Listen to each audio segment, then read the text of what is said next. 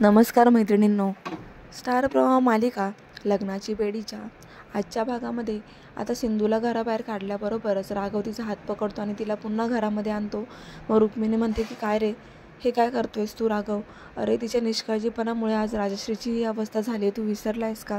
इतकी तुझ्या डोळ्यावर प्रेमाची पट्टी आहे ना की तुला जेव्हा तेव्हा सिंधूचीच बाजू घ्यायची असते. अरे तिच्यामुळेच आज सर्व काही घडते आणि तू तिला सपोर्ट करतोय का? राघव म्हणतो की तुझा काहीतरी गैरसमज होतोय काकू. तुला पुरावा हवा होता ना, मी आणलाय पुरावा. आणि आता आईची गोळीची वेळ झालेली असताना सुद्धा तू सिंधूला घराबाहेर काढलं. निदान तिला तिचं काम तरी करू द्यायचं होतं. अगं तीही एक डॉक्टर आहे आणि सिंधूने आतापर्यंत आपल्या घरासाठी काय नाही केले. आतापर्यंत तिने खूप मदत केली आहे आणि ती निर्दोष आहे. मी तुला पुरावा देतोय. हे बघ, हे प्रिस्क्रिप्शन बघ, 1 महिन्याच्या अगोदरचं आहे. ह्याच्यामध्ये आईला आणलेल्या गोळ्या सिंधूने त्याचा प्रूफ आहे हा. म्हणजे एक्सपायर गोळ्या कोणतरी ठेवल्या असतील.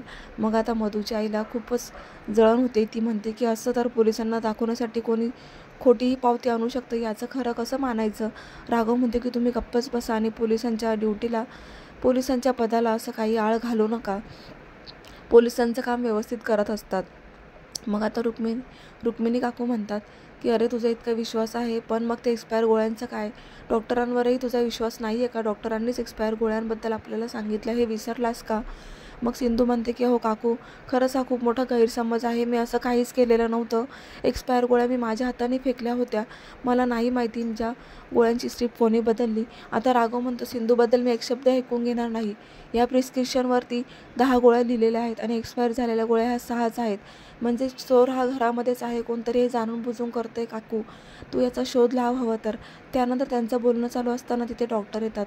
आता डॉक्टर राजश्रीला चेकअप करण्यासाठी रूममध्ये जातात. मग त्यांच्याबरोबर सिंधूही जाते आणि सर्वच येतात. सिंधू आता डॉक्टरांची माफी मागू लागते, कारण डॉक्टर यायच्या अगोदरच सिंधूने राजश्रीला गोळी दिलेली असते. आणि सिंधू म्हणते की मला माफ करा, मी तुमच्या ट्रीटमेंटमध्ये इंटरफेअर केलं. पण आईची तब्येत ही खूपच बिघडली होती आणि मला अचानक ती गोळी द्यावी लागली. मग आता डॉक्टरांना आनंद होतो. डॉक्टर म्हणतात की हो, मला एक इमर्जन्सी आली होती, पण तुम्ही हे बरं केलं, वेळेवर गोळी देऊन राजश्रीताईंचा जीव वाचवला. खरंच ती गोळी त्याच वेळी देणं खूप महत्त्वाचं होतं. तुम्ही खरंच राजश्रीताईंचा जीव वाचवला. हे ऐकून तर रत्नाकर खूप खुश होतात आणि ते सिंधूचे आभार मानू लागतात आणि म्हणतात की खरंच सिंधू, तू ह्या घरासाठी काय नाही केलं. जेव्हा तेव्हा स्वतःचा विचार न करता तू ह्या घरासाठी झटपडत असते. मग आता इकडे रेश्मा म्हणते की हो ते ठीक आहे, पण मग ते एक्सपायर झालेल्या गोळ्यांचं काय? त्या गोळ्या त्या डब्यात कोणी ठेवल्या होत्या? आता राघव पुन्हा म्हणतो मी सांगतोय ना, चोरी ह्या घरामध्येच आहे, पण सिंधू निर्दोष आहे. सिंधू नेहमीच ह्या घराला वाचवत आलेली आहे. सिंधूच्या मनामध्ये कुठलाही स्वार्थ नसतो. फक्त तिला दुसऱ्यांना मदत कशी करायची हेच ती पाहत असते. आता राघव अन्वीला म्हणतो की ज्या दिवशी सिंधू राजश्रीला गोळी द्यायला आली होती, म्हणजे आईला, तेव्हा तू बघितलं होतं का त्या रूममध्ये कोणी होतं का? तुला कोणावर संशय? आता अन्वीने विभावरीताईंना तिथे राजश्रीताईंच्या रूममध्ये लपलेलं पाहिलेलं असतं. म्हणून आता ती राघवला म्हणते की हो, मी विभावरीताईंना त्या रूममध्ये लपलेलं पाहिलं होतं. मग आता राघव म्हणतो की विभावरीताई, तुम्ही माझ्या आईच्या रूममध्ये काय करत होतात? बोला आता. मी ज्या प्रश्नाचं उत्तर विचारतोय ते मला लवकर सांगा. आता विभावरीताई घाबरतात आणि म्हणतात की हो, मी लपून सिंधूचीच गंमत पाहत होती. तिने त्या गोळ्या फेकल्या. ज्या गोळ्या कचऱ्याच्या डब्यामध्ये ती टाकली होत्या त्याच गोळ्या मी उचलल्या आणि पाहिल्या. पण मी एक्सपायरी डेट पाहिली नाही. मला ते गोळ्यांचं स्ट्रीप नवं दिसलं आणि म्हणून मी त्या डब्यातल्या गोळ्या काढल्या आणि त्यामध्ये पुन्हा त्याच एक्सपायर झालेल्या गोळ्या ठेवल्या चुकून. कारण मला असं वाटलं की सिंधूने चांगल्या गोळ्या फेकल्या असाव्यात. हा माझा गैरसमज होता. माझा कोणताही हेतू नाही आहे यामागे करण्याचा. आता त्या चुका पाठीशी घालत आहेत स्वतःच्याच. आणि इकडे मधूलाही खूप काळजी वाटते. तिच्या आईची बाजू घेत ती म्हणते की नाही राघव, सिंधूचं काही चुकलेलं नाही आहे याच्यामध्ये आणि आईचा गैरसमज झाला होता. आता ती दोन्ही बाजूने बोलण्याचा प्रयत्न करत असते. पण मात्र राघव म्हणतो की पण तुम्हाला जेव्हा रुक्मिणी काकू विचारत होत्या तेव्हा तुमची तोंड शिवली होती का? तेव्हा तुम्हाला ही गोष्ट का नाही बोलता आली? आता रुक्मिणीला राघव म्हणतो की पाहिलंत ना, म्हणूनच मी सिंधूबद्दल एकही शब्द ऐकून घेणार नाही. सिंधू निर्दोष आहे. हे घरातलं दुसरंच कोणीतरी केलेलं होतं आणि मात्र तुम्ही सर्वजण सिंधूला दोषी ठरवतात. मग आता रत्नाकर सुद्धा म्हणतात की खरंच सिंधूचे आभारच मानायला हवे. सिंधूमुळे आज राजश्रीचा जीव वाचलाय. मग आता राजश्रीताई सांगू लागतात की मला अचानक तब्येत बिघडल्यामुळे त्या दिवशी मीच त्या डब्यातून गोळी खाल्ली होती. सिंधूने मला ती गोळी दिलीच नव्हती. आता सिंधूलाही खात्री पडते की म्हणजे माझा संशय खरा होता. मी गोळी दिलीच नव्हती. मग मी कशी काय खरी मानू.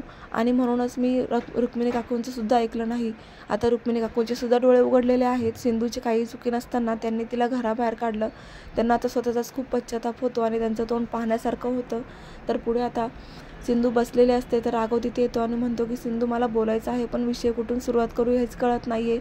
मला तुझी पुन्हा एकदा माफी मागायची आहे, कारण आईचा जीव तू वाचवलास. खरंच तू या घरासाठी किती प्रयत्न करते गं. किती स्वार्थ, तुझ्या मनामध्ये कुठलाही स्वार्थ नसतो. तू किती निस्वार्थ मनाने प्रेम करतेस गं ह्या घरावरती. म्हणूनच सिंधू मला तुझा स्वभाव खूप आवडतो आणि मला तुला कायम साथ द्यायची आहे. सिंधू, तुला काही हवं असलं तर मला सांगायचं. मात्र त्या दोघांचं बोलणं आता इथे मधू ऐकत असते. मधूला त्या दोघांना एकत्र पाहून खूप जळण होते, खूप त्रास होतोय. ती लगेचच मनातल्या मनात म्हणते की राघव, तू माझा कधीच होऊ शकणार नाहीस का रे. तर तो भाग इथेच संपतो. पुढील भागामध्ये आता असं पाहायला मिळतं, मधू आता राघव आणि सिंधूचा लग्नाचा फोटो घेते आणि तो फाडते मधूनच आणि म्हणते की सिंधू, तुझं नशीब सध्या तुला खूप साथ देते, पण लक्षात ठेव राघव, एक ना एक दिवस माझा होणारच, कारण मी तुला त्याच्यासोबत कधी आयुष्यभर पाहू शकणार नाही. आता बघ मी काय करते, तुझ्या आयुष्याची कशी वाट लावते ते. तर आता मधूने चांगलाच प्लॅन केलेला आहे. ती सिंधूचा फोटो, अर्धा फोटो राघवचा बाजूला करून सिंधूचा फोटो जाळून म्हणते की सिंधू, आता लवकरच तुझा जे नशीब आहे ते बदलणार आहे. आणि आता मधूच्या आईलाही कळून चुकलंय की राघव हा फक्त सिंधूवरच प्रेम करतो. म्हणून ती मधूला म्हणते की मधू, राघव तुझा कधीच नाही होऊ शकणार, तू बदल स्वतःला. असं म्हणून आता ती दरवाजा वाजवते, कोणतरी दरवाजा वाजवत असतं. म्हणून आता उघडल्यावर सिंधू असते समोर आणि सिंधू आता मधूला उभं पाहून तिलाही खूप धकधक बसतो. तर प्रेक्षकांनो, तुम्हाला काय वाटतं, मधू उभी आहे हे सिंधूला मधूवर संशय येणार का? पाहायला विसरू नका लग्नाची बेडी. आणि अशाच मालिकांचे अपडेट्स पाहण्यासाठी चॅनलला नक्की सबस्क्राईब करा. भेटूया उद्याच्या भागामध्ये. धन्यवाद.